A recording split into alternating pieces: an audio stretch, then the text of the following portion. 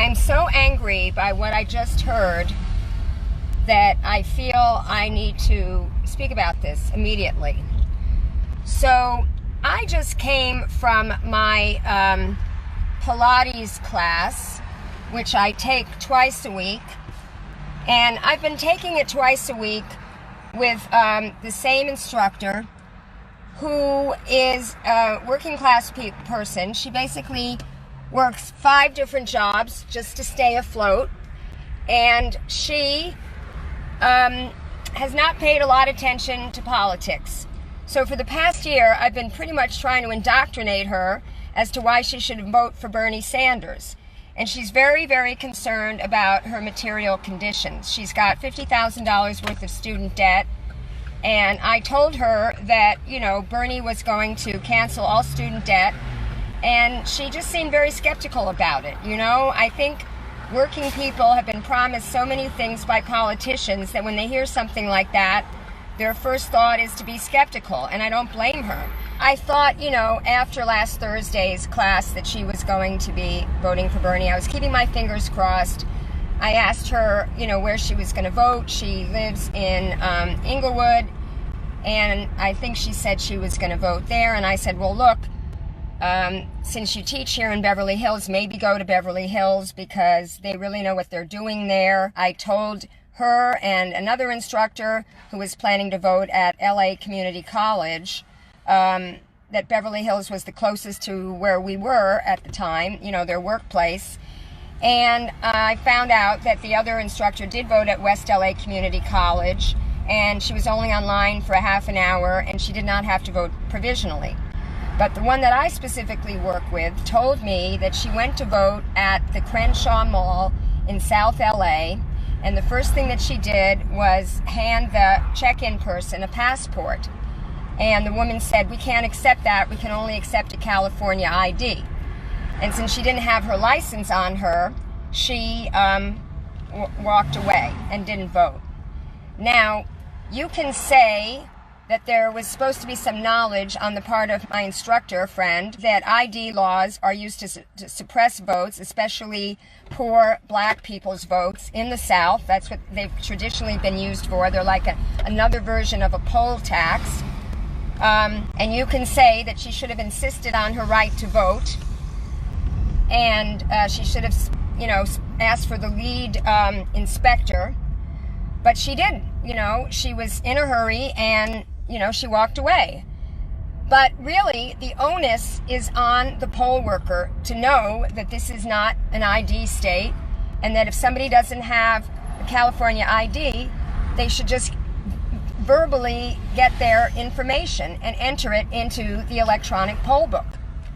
And that's what they were doing in Beverly Hills when I was monitoring the early voting. People were taking out their ID as a matter of course, and they were saying, no, put that away. You don't need that here in California. We're not a voter ID state. And she said, well, I'm just showing this to you so you could read my information off of it.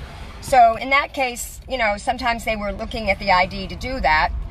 But at Ackerman Student Union, they were scanning the IDs to get the information directly into the e-poll book. And I immediately reported that to a poll inspector. I said, you're not supposed to be asking for IDs. Why is there even a scanner there? And he told me that it was for the sample ballots, because the sample ballots have your identification information on it.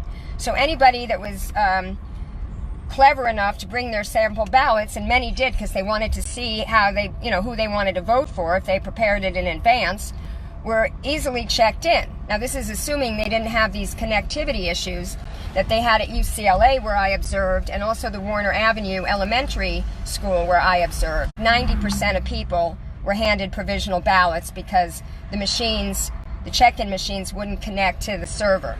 The poll inspector at Ackerman told me that the ID was the same thing as what was on the sample ballot. So in other words, scanning the sample ballot would provide the system with the same information that scanning the ID would.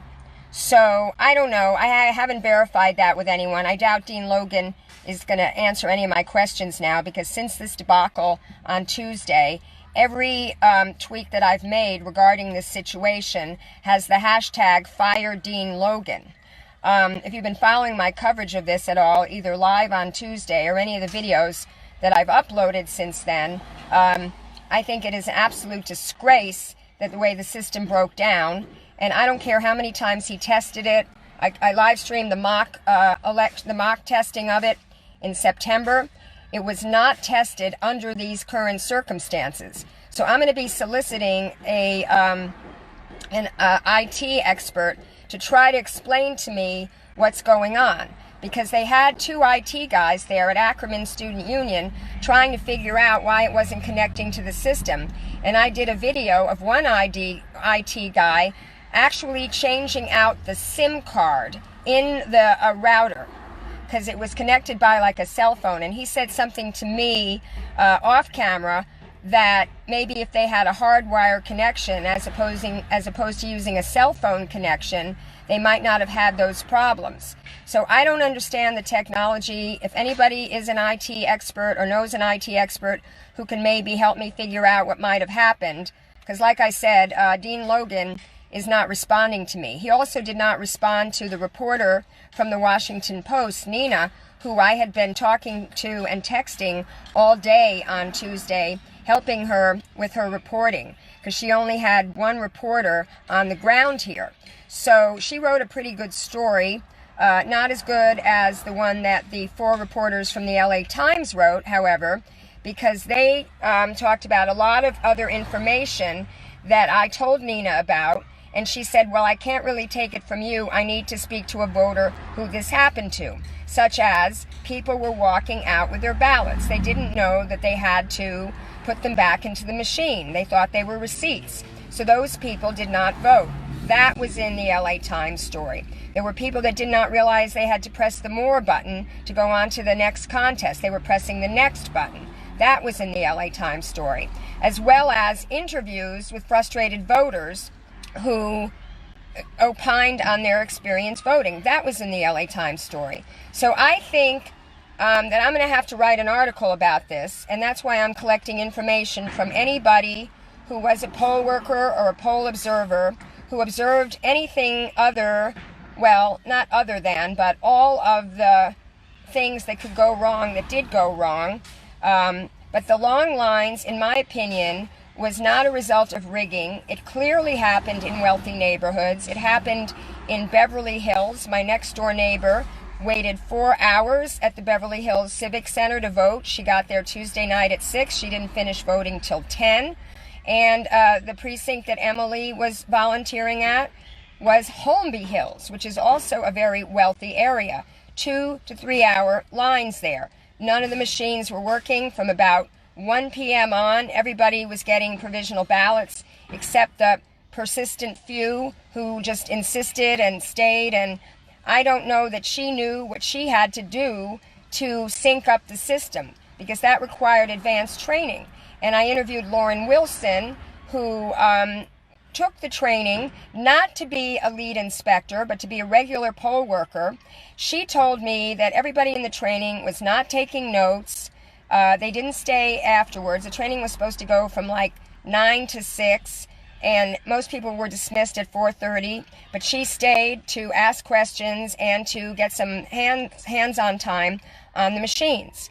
And she also read her manuals very carefully. So, and she was monitoring at the Lux Hotel on Sunset in the 405.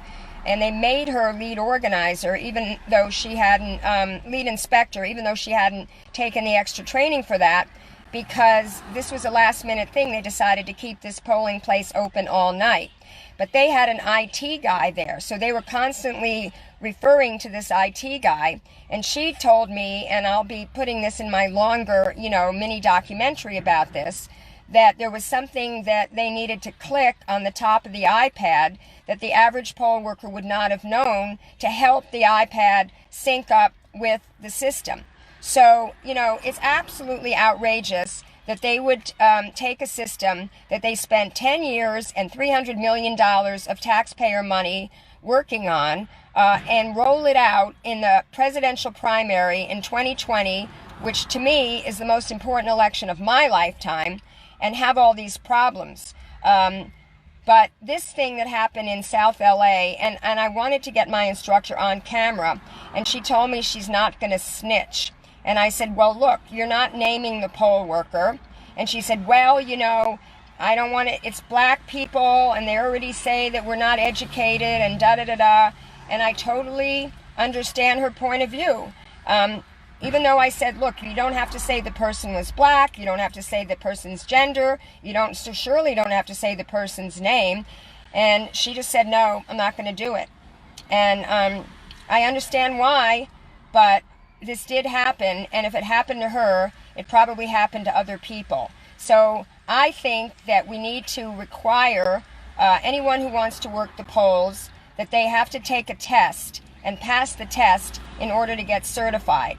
After all, when you do traffic school, you have to take that test. And if you don't pass it, you don't get that point taken off your license. So it's really important that we professionalize this. Obviously, we can't hire full-time poll workers, and they can't employ thousands of people on the full-time payroll when they're not having elections, but the very least they can do is professionalize it and have a certification test.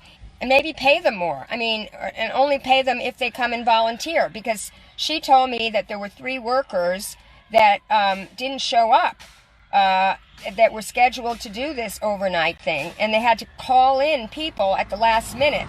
And those last minute people were paid a lot more for the training. They got a quick training, a 2-3 hour training, the last minute people, not the 8-hour training, and they were paid more just to come in. And this is ridiculous. We should not be running elections like this in this country.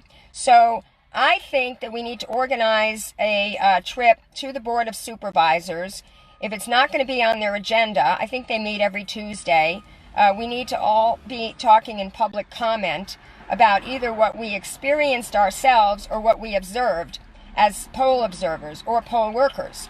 I had a seamless experience because I became a permanent vote by mail when I went to no party preference. I got the card in the mail to request the Democratic crossover ballot. I sent it in. I got the Democratic crossover ballot. I filled it out. I dropped it off at my polling station on Saturday for early voting. And on Monday, I received, because I signed up for ballot tracks, I received an email that my ballot was counted. So people who voted should sign up for ballot tracks, but you should make sure that your vote was counted. And if it isn't, I don't know what you can do, complain to Norwalk, but I'm telling you, there are going to be way more provisional ballots this time than in 2016, because LA is the most populous county, and LA, they were handing them out like candy. So I think people should be tweeting about this. They should be going to the Board of Supervisors. We need to get accountability. Alex Padilla should take some responsibility because he only certified these conditionally, even though they didn't pass 43 security checks. We need to go back to paper ballots, hand counted in the precincts. All election protection experts say this is the best, safest, and most secure way to vote. They used to do it here, they do it around the world, but oh no, Silicon Valley needs to make their money. And I can tell you that Smartmatic, which is the company that made this machine, I think they're out of the Philippines. They're being sued by the Attorney General there, I think. I may be wrong about the official that's suing them, but I'm going to try to do some research on that too, because this guy, the CEO of Smartmatic, had the nerve to tweet out an optimistic, tweet like, oh, well, bound to be problems. First time this was rolled out, as if that was acceptable. I want to talk about the Independent Voter Project did a lawsuit because they're trying to get one ballot for no party preference, so that anyone who is a no party preference gets one ballot that has the presidential candidates from all the parties that allow you to vote in their presidential primary, which in California is the Democratic Party, the American Independent Party, and the Libertarian Party. So you shouldn't have to do 2 steps to get that. And apparently, somebody sent me an article for 2016. There was some bill, I think the legislator was Carol Shaw, that wanted to do something about no party preference voters and how there's no standards from one county to the next. And I don't know what happened to that bill. I'm going to research that too. But this is just unacceptable.